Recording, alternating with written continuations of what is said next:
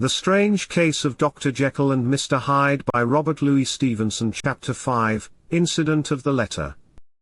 It was late in the afternoon when Mr. Utterson found his way to Dr. Jekyll's door, where he was at once admitted by Poole, and carried down by the kitchen offices and across a yard which had once been a garden to the building which was indifferently known as the laboratory or the dissecting rooms. The doctor had bought the house from the heirs of a celebrated surgeon, and his own tastes being rather chemical than anatomical, had changed the destination of the block on the left-hand side, and made it his laboratory. The door was very strong, the windows barred, and the house wore a great air of wealth and comfort. The doctor was sitting alone, looking deadly sick. He did not rise to meet his visitor, but held out a cold hand and bade him welcome in a changed voice. "And now," said Mr. Utterson, as soon as Poole had left them, "you have heard the news." The doctor shuddered. "They were crying it in the square," he said. "I heard them in my dining room." "One word," said the lawyer. "Carew was my client, but so are you, and I want to know what I am doing. You have not been mad enough to hide this fellow?" "Utterson, I swear to God," cried the doctor, "I will never set eyes on him again. I bind my honor to you that I am done with him in this world.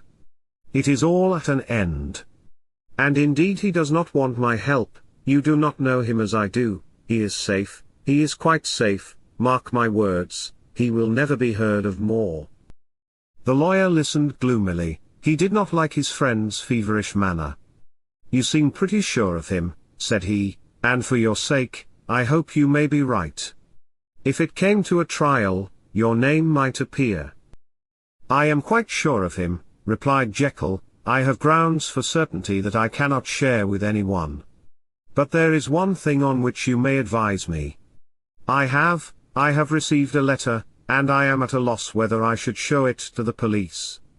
I should like to leave it in your hands, Utterson. You would judge wisely, I am sure, I have so great a trust in you." "You fear, I suppose, that it might lead to his detection?" asked the lawyer. "No," said the other. "I cannot say that I care what becomes of Hyde. I am quite done with him. I was thinking of my own character, which this hateful business has rather exposed." Utterson ruminated a while. He was surprised at his friend's selfishness, and yet relieved by it.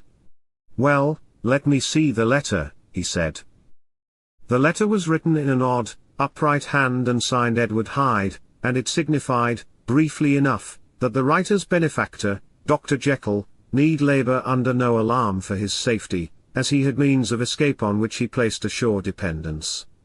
The lawyer liked this letter well enough. It put a better colour on the intimacy than he had looked for, and he blamed himself for some of his past suspicions. "Have you the envelope?" he asked. "I burned it," replied Jekyll, "before I thought what I was about. But it bore no postmark. The messenger, it seemed, was a servant, who came to my house." "Well," said Utterson, "let me keep this and you will hear from me." "I am sorry to give you so much trouble," returned the doctor. "But I have a great trust in you." "Well, I shall say nothing more," said the lawyer, and took his leave. On his way home, Utterson stopped at the office of Mr. Guest, his head clerk, who was a great student and critic of handwriting. And this is what he had to say. "It is a rather singular handwriting," said he. "I should be inclined to say that it is the same as your friend Dr. Jekyll's, only differently sloped." "Aha," said Utterson. "It is an odd fact," returned Guest, "and not of much use to us, I dare say. But you will keep the letter?" "I shall keep it," replied the lawyer, "and say nothing about it." The Strange Case of Dr. Jekyll and Mr. Hyde by Robert Louis Stevenson. Chapter 6, Remarkable Incident of Dr. Lanyon. Time ran on. Thousands of pounds were offered in reward, for the death of Sir Danvers was resented as a public injury, but Mr. Hyde had disappeared out of the ken of the police as though he had never existed. Much of his past was unearthed, indeed, and all disreputable tales came out of the man's cruelty, of his vile life, of the strange associates he kept, of the hatred with which he was regarded. But of his present whereabouts, not a whisper? From the time he had left the house in Soho on the morning of the murder, he was simply blotted out, and gradually, as time drew on, Mr. Utterson began to recover from the hotness of his alarm, and to grow more at quiet with himself. The death of Sir Danvers was, to his way of thinking, more than paid for by the disappearance of Mr. Hyde. Now that evil influence had been withdrawn, a new life began for Dr. Jekyll. He came out of his seclusion, renewed relations with his friends, became once more their familiar guest and entertainer, and whilst he had always been known for charities, he was now no less distinguished for religion.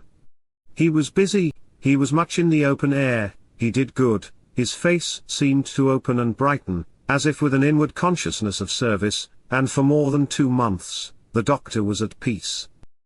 On the 8th of January Utterson had dined at the doctor's with a small party. Lanyon had been there, and the face of the host had looked from one to the other as in the old days when the trio were inseparable. On the 12th, and again on the 14th, the door was shut against the lawyer. The doctor was confined to the house, Poole said, and saw no one. On the 15th, he tried again, and was again refused admittance, and from that day forth, Utterson's calls were either excluded or ignored. The change was easy to see. On the 9th of January, Lanyon had been well, on the 12th, he was dying. The rosy man had gone pale, his flesh had fallen away, he was visibly older, and a look in the eye and quality of manner that told of some deep-seated terror of the mind.